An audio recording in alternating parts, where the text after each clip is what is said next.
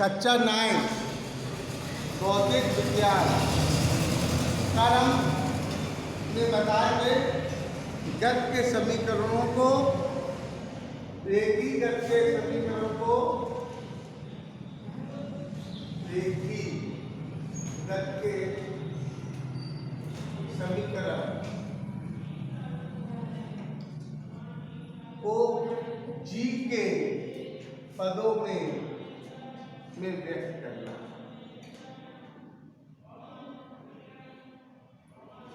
रेखीय गति के समीकरण को जी के पदों में व्यक्त करना। कल मैंने ये पढ़ाया था, थोड़ा बता पाए, आज हम इसको फिर पुनः बता रहा हूं। तो लेकिन इसके पहले आपको मैं तो बिंदु पर बात करूंगा। त्वरण, त्वरण किसे कहते हैं? त्वरण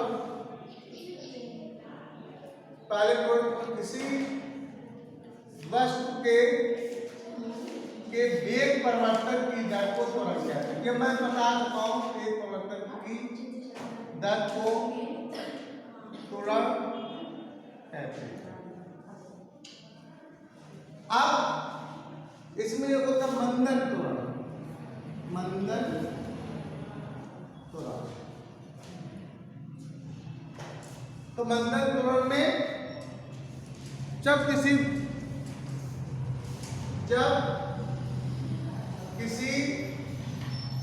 गतिशील वस्तु के वेग में निरंतर कमी होती जाती है तो वहां मंदन त्वरण का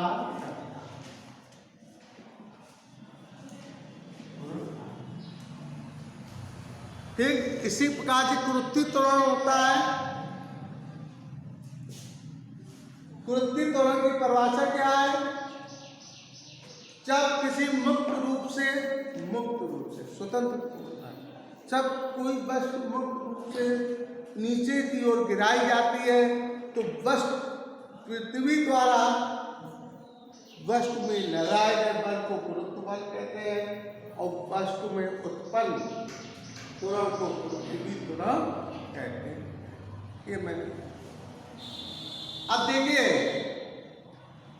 कुरुत्ति त्वरण भी मंदन होता है। कैसे? जब वस्तु ऊपर से नीचे आ रही है तो यहां पर u 0 होता है, यहाँ त्वरण प्लस का होता है नीचे का। क्यों? क्योंकि पृथ्वी वस्तु को किस ओर की स्थिति है? अपनी ओर, नीचे की ओर, और वस्तु भी नीचे की ओर आ रही है। दोनों की दिशाएं क्या है? समान है। दोनों की दिशाएं क्या है? समान है। इसलिए आप कुरुत्ति त्वरण कार्य करेगा और कुरुत्ति त्वरण प्लस का होगा। इसके विपरीत जब वस्तु नीचे से ऊपर की ओर जाती है, ये तीर द्वारा ऊपर से नीचे आ रही तो प्रारंभिक वेग 0 होगा, जब वो नीचे से ऊपर की ओर जाएगी तो अंतिम वेग 0 हो जाएगा। अंतिम वेग क्या होगा? जब वस्तु ऊपर से नीचे आएगी प्रारंभिक वेग 0 होगा, जब वस्तु नीचे से ऊपर की ओर जाएगी तो अंतिम वेग 0 हो जाता है। इस स्थिति में कि अब यहां वस्तु नीचे से ऊपर की ओर जा रही, नीचे से ऊपर की ओर जा रही, तो यहां पर कुरुत्ति त्वरण कार्य करेगा, लेकिन यहां पर गति का विरोध हो रहा है। गति का क्या हो रहा है? विरोध। क्यों? पृथ्वी तो ऊपर की ओर वस्तु जा रही है वेग के कारण, लेकिन पृथ्वी किस ओर पर लगा रही है? नीचे की ओर। वस्तु किस ओर पर लगा रही है? पृथ्वी किस ओर पर लगा रही है? नीचे की ओर, और वस्तु ऊपर की ओर जा रही है। तो गति में क्या है? विरोध है। तो यहाँ पर कुरुत्ति त्वरण जो होगा वो माइनस, क्या हो जाता है? माइनस। तो कल मैंने बताया कि आखिर में बता रहा हूं, गति के समीकरण पहला होता है b बराबर u प्लस at, दूसरा होता है s बराबर b प्लस at स्क्वायर, तीसरा होता है b स्क्वायर बराबर u स्क्वायर। अब जब वस्तु ऊपर से नीचे की ओर करते और तो यहां पर पृथ्वी त्वरण कार्य करने लगेगा। कौन सा त्वरण कार्य करेगा? पृथ्वी त्वरण। इसलिए जबकि समीकरण के बराबर जी एस बराबर एच हो जाता है, तो पहला समीकरण बन जाएगा आपका v बराबर u प्लस जीटी, दूसरा बन जाएगा h, h की जगह h क्योंकि यहाँ पर ऊंचाई का, तो uv प्लस एक होते तो जीटी स्क्वायर, तीसरा हो जाएगा d स्क्वायर बराबर u स्क्वायर प्लस 2h। ये काम करेगा। अब क्योंकि वस्तु ऊपर से नीचे की ओर आ रही है, तो यहाँ पर u जीरो होगा। u क्या होगा? जीरो होगा। u क्या होगा? जीरो होगा। जब u जीरो होगा तो b u की जगह जीरो लिख देंगे, तो b बराबर h बराबर u की जगह जीरो प्लस एक बटे दो जीटी स्क्वायर, यानी h बराबर क्या आ जाएगा? एक बटे दो जीटी स्क्वायर। तीसरा b स्क्वायर बराबर जीरो हो जाएगा 2h, तो b स्क्वायर बराबर आएगा 2gh, यानी b बराबर अंडर रूट 2gh। क्या लिख सकते हैं? b बराबर अंडर रूट 2gh। इस तरीके से करके जब मैं रेखीय त्वरण कार्य कर रहा था, इसमें पृथ्वी त्वरण कार्य कर रहा है, तो b बराबर आ जाएगा अंडर रूट 2gh। क्या आ जाएगा? b बराबर अंडर रूट 2gh। ये मैंने आपको बताया। अब देखिए, जब वस्तु नीचे से ऊपर की ओर जाती है, कोई पिंड या वस्तु नीचे से ऊपर की, जब वस्तु नीचे से ऊपर की ओर देखी जाती है, यानी कि इसकी दिशा किस तरीके, नीचे से ऊपर की ओर भाई। जब वस्तु ऊपर से नीचे की ओर आती है, प्रारंभ में जीरो होता है। क्यों? ऊपर कोई वस्तु स्थिर हो गई, स्थिर हो गई, ये रखी हुई है, इसको नीचे गिरा दिया गया, तो यू क्या हो गया? जीरो होगा, क्यों? पहले रखी थी। और जब वस्तु नीचे से ऊपर की ओर जाएगी तो अंतिम पेज जीरो होगा। अंतिम पेज क्या होगा? जीरो। देखिए, अगर वस्तु नीचे से ऊपर की ओर फेंकी जा रही है तो कहीं ना कहीं उसका जाकर वेग जीरो होगा, कहीं ना कहीं ऊपर जाकर क्या होगा? वेग जीरो हो जाएगा, कहीं ना कहीं ऊपर जाकर वेग जीरो हो जाएगा, तो b यहाँ पर जीरो हो जाएगा अंतिम वेग, जब वस्तु नीचे से ऊपर की ओर फेंकी जाती है।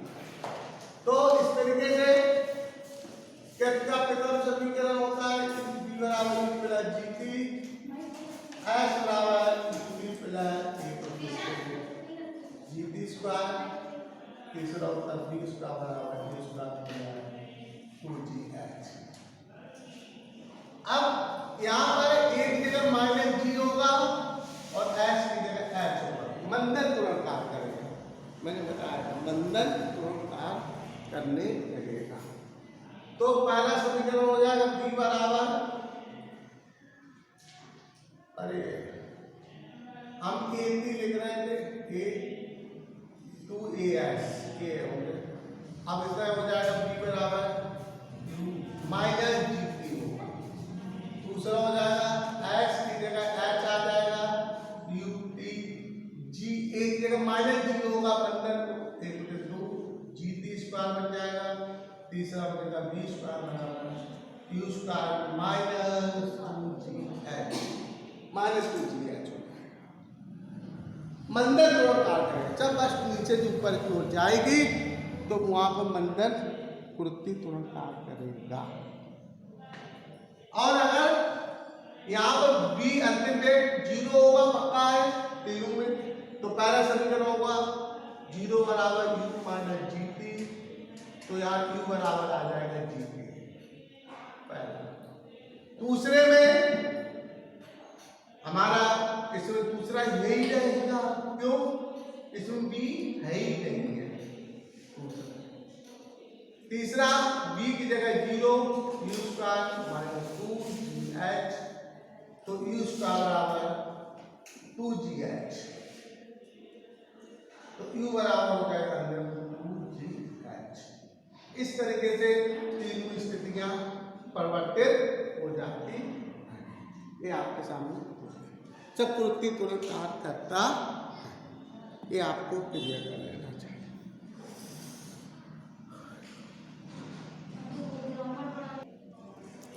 देखिए आज हम ये लेसन आपका लगभग समाप्त हो गया। इसकी मेन बिंदु आज मैं बता दे रहा हूँ, ये सुन लीजिए। पहला देखने का गुरुत्वाकर्षण बल का सूत्र क्या होता है? F बराबर Gm1 m2 अपॉन r²। इसी से सवाल लगेंगे, ठीक है? ये होता है, ये जब हमने परिभाषा लिखवाई है, m1 m2 तेरा मान के 2 पिंड है, परस्पर r मीटर की दूरी पर स्थित। दूसरा कैपिटल G व स्मॉल g में संबंध G बराबर capital G m upon r²। ये होगा। इसमें पृथ्वी तल पर कोई पृथ्वी का द्रव्यमान m ही है, त्रिज्या r ही है, m द्रव्यमान तो संपेश है, तो ये हमारा कैपिटल G और स्मॉल g में संबंध, यानी कृत्ति त्वरण बराबर G capital G m upon r²। यहाँ पर कैपिटल G का मान निश्चित रहेगा 6.67 × 10⁻⁴। इसका मात्रा मीटर स्क्वायर प्रति किलोग्राम स्क्वायर। कैपिटल G एक अदिश राशि है, कैसी राशि? अदिश राशि है, और स्मॉल g सदिश राशि, मैं बता चुका। अब अगर कोई पिंड पृथ्वी का है, m द्रव्यमान के r है, त्रिज्या। अगर इस तरह से कोई पिंड यहाँ पर स्थित है, s मीटर की ऊंचाई पर है स्थित है, तो कृत्ति त्वरण का सूत्र बन जाता है G बराबर G m upon r plus h का होल। ये हो जाएगा। यदि यहाँ पर देखिए पिंड पृथ्वी तल पर स्थित है, तो ये हो रहा है, अगर पृथ्वी तल से h मीटर की ऊंचाई पर स्थित है, तो r प्लस h का होल।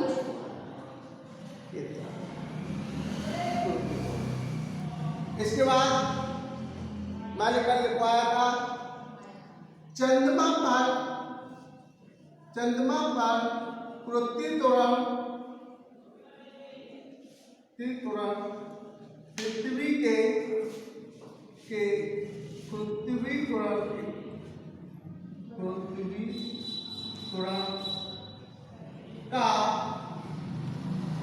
1/6 भाग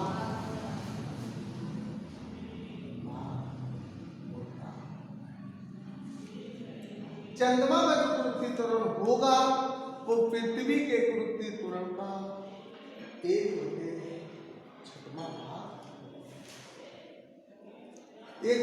भाग। तो इस तरीके से अगर चंद्रमा पर कृत्ति त्वरण GO है, चंद्रमा पर कृत्ति त्वरण GO, तो GO बराबर 1/6 G। GO क्या है? चंद्रमा पर कृत्ति त्वरण। और जी किसका है? पृथ्वी का।